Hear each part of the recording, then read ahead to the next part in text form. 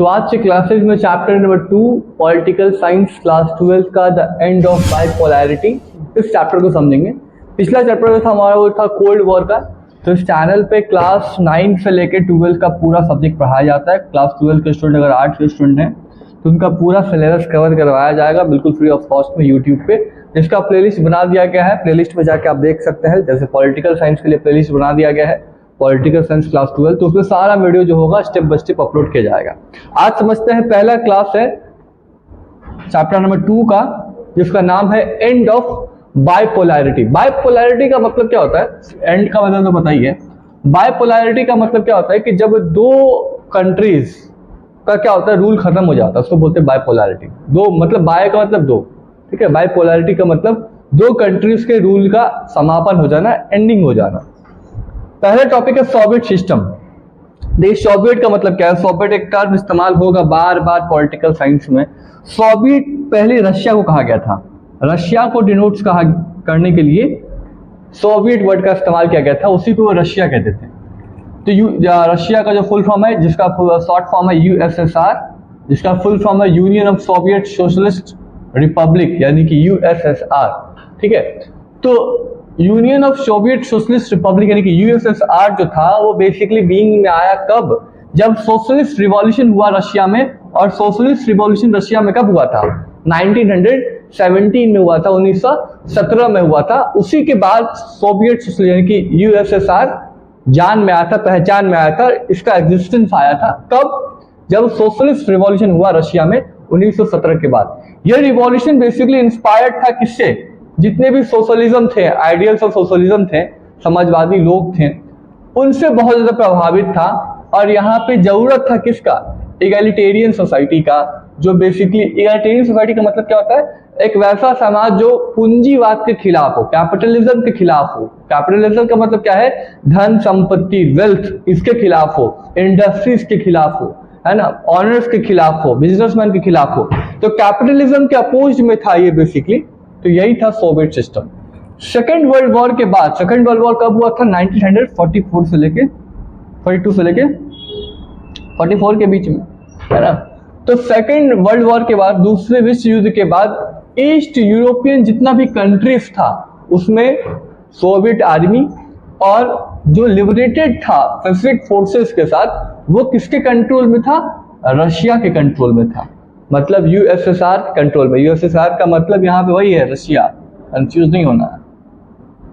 तो जितना भी सेकेंड वर्ल्ड वॉर के बाद जितना भी यूरोपियन कंट्री थे, यूरोप क्या है? कॉन्टिनेंट है, उसमें बहुत सारा कंट्री आता है। तो जितना भी यूरोपियन कंट्रीज था, ठीक है, जिसमें सोवियत आर्मी था, वो सब किसके कंट्रोल में था? रशिया के कंट्रोल में था। और यहाँ पे चेंज भी लगातार देखने को मिल रहा था सेकेंड वर्ल्ड वॉर के बाद आर्थिक और राजनीतिक व्यवस्था में रशिया के काफी सारा चेंज देखने को मिल रहा था। क्योंकि रशिया चाहता था कि हम पावरफुल बन के रहे पूरे वर्ल्ड में, और अमेरिका चाहता था कि हम पावरफुल बन के रहे। यही युद्ध चल रहा था एक दूसरे के बीच में कि कौन ज्यादा पावरफुल है, कौन इकोनॉमिकली स्ट्रांग है, कौन पॉलिटिकली स्ट्रांग है। तो इकोनॉमिकल और पॉलिटिकल सिस्टम में बहुत ज्यादा चेंज देखने को मिला रशिया के सेकेंड वर्ल्ड वॉर के बाद। यहाँ पर सोवियत का इकोनॉमी बहुत ज्यादा डेवलप हो गया था, क्योंकि पूरा दुनिया उस पर बेसिकली डेवलप था, बहुत ज्यादा डिपेंडेंट हो गया था। पूरा दुनिया के मुकाबले सिर्फ यूएस को छोड़ दिया जाए, यूएस तो खुद ही बहुत पावरफुल कंट्री था, और दोनों के बीच में शुरू से ही कोल्ड वॉर चल रहा था, जैसे कि फर्स्ट ईयर में पढ़ा था हमने। तो यूएस और यूएसएसआर के बीच में, यूएसएसआर यानी कि रशिया एक बहुत पावरफुल कंट्री और बहुत ही डेवलप कंट्री माना गया पूरी दुनिया का। सिर्फ एक कंट्री को छोड़कर, वो था अमेरिका, ठीक है। उस समय रशिया बहुत पावरफुल था अमेरिका से ज्यादा, लेकिन आज के टाइम बात किया जाए तो आज अमेरिका ज्यादा पावरफुल है रशिया के मुकाबले। पूरी दुनिया में सबसे पावरफुल कंट्री में से एक है। सोवियत सिस्टम एक क्या बन गया? बहुत ही ब्यूरोक्रेटिक बन गया और ऑथोरिटेरियन बन गया। मतलब बहुत ही उसको मानने वाला, मतलब कि कंट्रोल करने वाला चीज है। और ये बेसिकली लाइफ को बहुत ज्यादा डिफिकल्ट बना रहा था सिटीजन्स लोगों के लिए, क्योंकि यहाँ पे जो सिस्टम है ब्यूरोक्रेटिक है। मतलब कि पूरी दुनिया में जो ये बोलेगा वही होगा, इसके जो नहीं मतलब ये चाहता है वही होगा। लोगों के बोलने से, लोगों के सोचने से कुछ नहीं होने वाला है।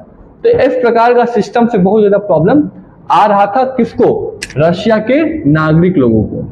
यहाँ पे आर्म्स रेस में सोवियत यूनियन मैनेज कर रहा था कि मतलब कि हथियारों के मामले में रशिया चाहता था कि हम जितना हथियार अमेरिका रखे हुए है ना, उतना ही हथियार हम भी रखें, जिससे हम टाइम टू टाइम क्या करेंगे, उसके लिए वो बार बार बहुत ज्यादा खर्च करता था रशिया, इसलिए बहुत ज्यादा ग्रेटर कॉस्ट पे हर समय समय दर पे बहुत ज्यादा पैसा इन्वेस्ट कर रहा है, मिसाइल में, बॉम्ब में, आर्म्स में, गन्स में, क्योंकि उसको मुकाबला किससे था, अमेरिका से था।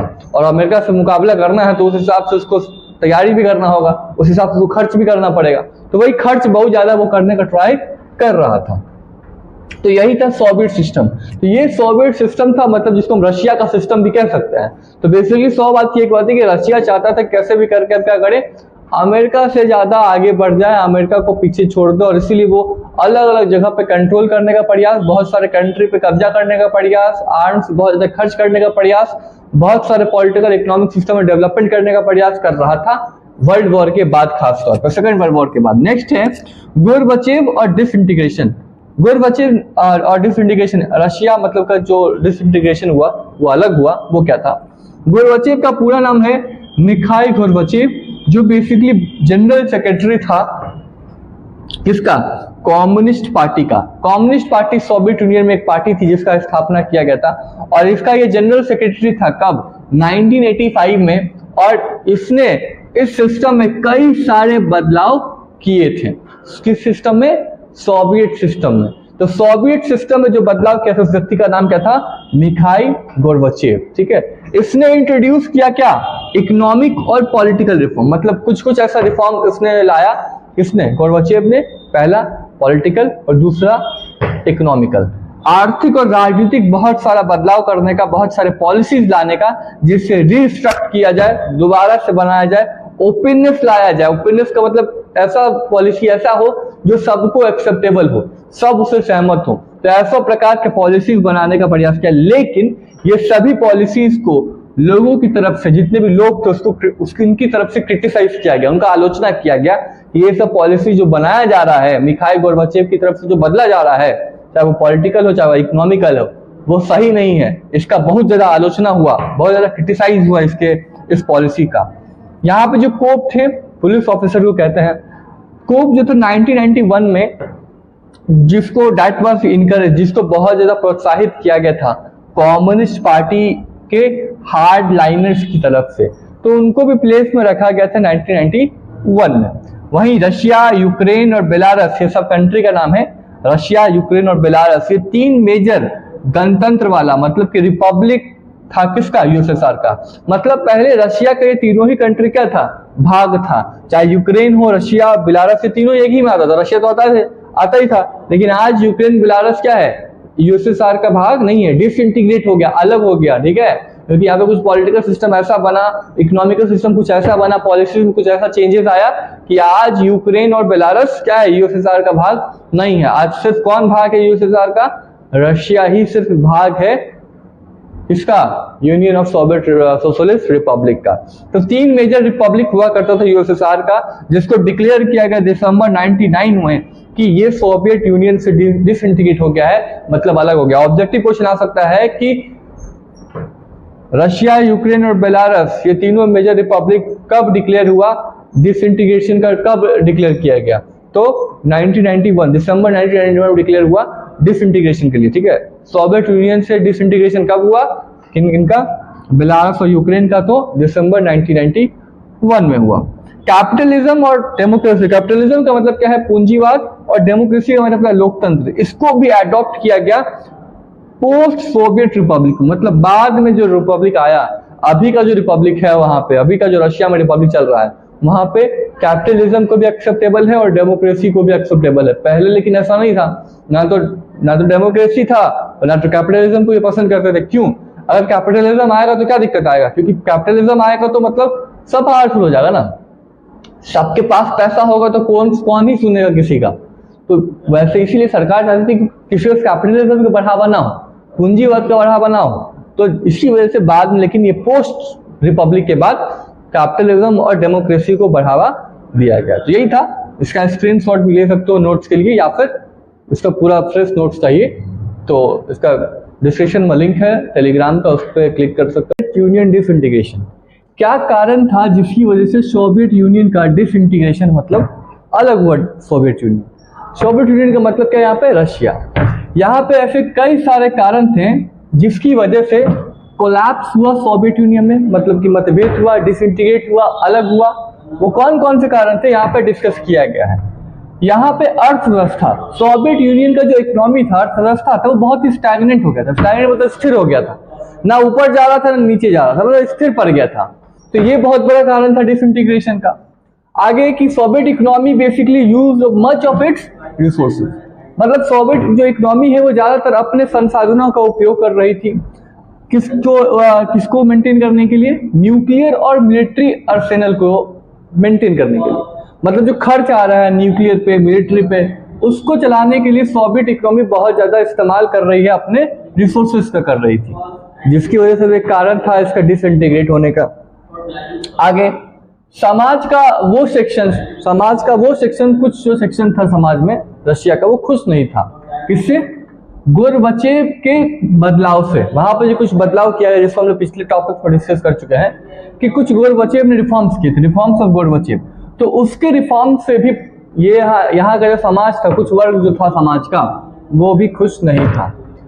और यहाँ पे ऐसा माना गया था कि ये जो रिफॉर्म्स किए गए थे गोरबचेव की तरफ से, वो बहुत ही स्लो पेस पे हो रहे हैं, बहुत ही धीरे धीरे उसका इम्प्लीमेंटेशन हो रहा है। रिफॉर्म्स हुआ भी है तो सिर्फ कागज पे हुआ है, ऐसा नहीं कि उसका इम्प्लीमेंट हो चुका है, तो बहुत ही स्लो पेस पे हुआ है। और भी बहुत सारे कारण थे यूएसएसआर का कोलैप्स होने का।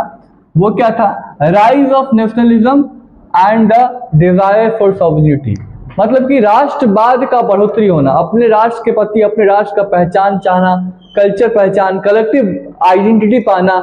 और सॉवरेनिटी का मतलब होता है अपने देश का परंपरा संस्कृति को बेसिकली सजो के रखना, मतलब बचा के रखना। बहुत अलग अलग गणतंत्र के साथ, जैसे कि रशिया के साथ, बाल्टिक रिपब्लिक के साथ। तो ये सब तरीके से बेसिकली ये चाहते थे कि अपने नेशनलिज्म और इसको क्या किया जाए, संरक्षित करके रखा जाए, जो भी एक बहुत अहम कारण माना गया कोलैप्स में या डिसइंटीग्रेशन के सोवियत यूनियन के। तो ये कुछ कारण था यहाँ पे। नेक्स्ट है consequences of disintegration.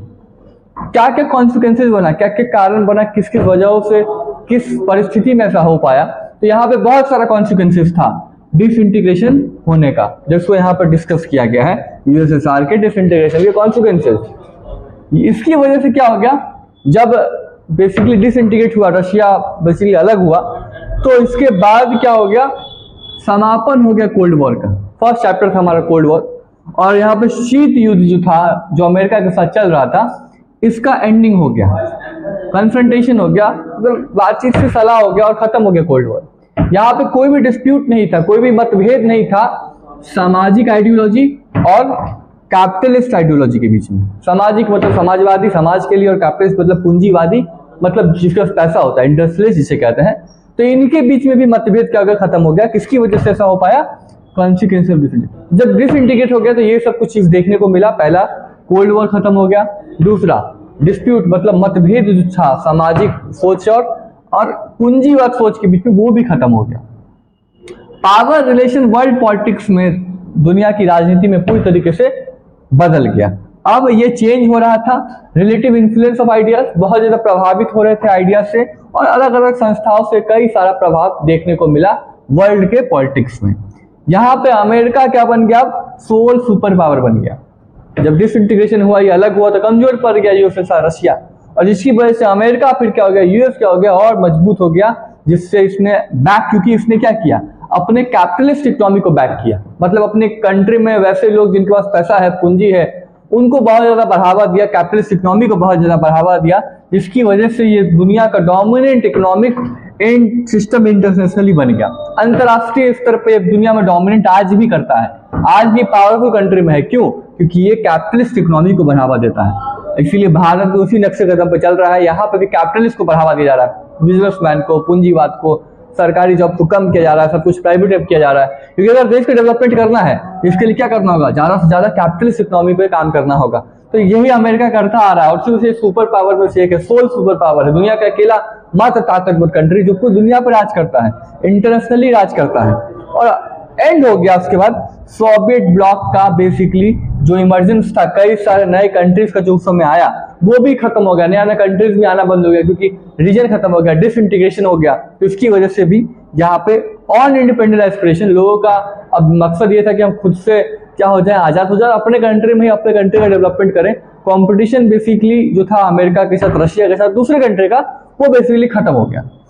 International system में भी देखा गया कि नए प्लेयर्स आ गए कुछ, मतलब जो अंतरराष्ट्रीय सिस्टम था उस पर भी कुछ नया प्लेयर्स आया, और यहाँ पे एक दूसरे के साथ ये मिलके अपना कंट्री का या फिर अपने कंट्री में अपना पहचान बनाने का कुछ इंटरेस्ट या फिर कुछ इकोनॉमिक या फिर पॉलिटिकल डिफिकल्टीज भी देखने को मिला इंटरनेशनल सिस्टम पे, क्योंकि बहुत सारे प्लेयर्स आ गए, बहुत सारे कंट्रीज आ गए। तो ये सब कुछ टॉपिक्स था जो कॉन्सिक्वेंसेज रहा डिसइंटीग्रेशन के।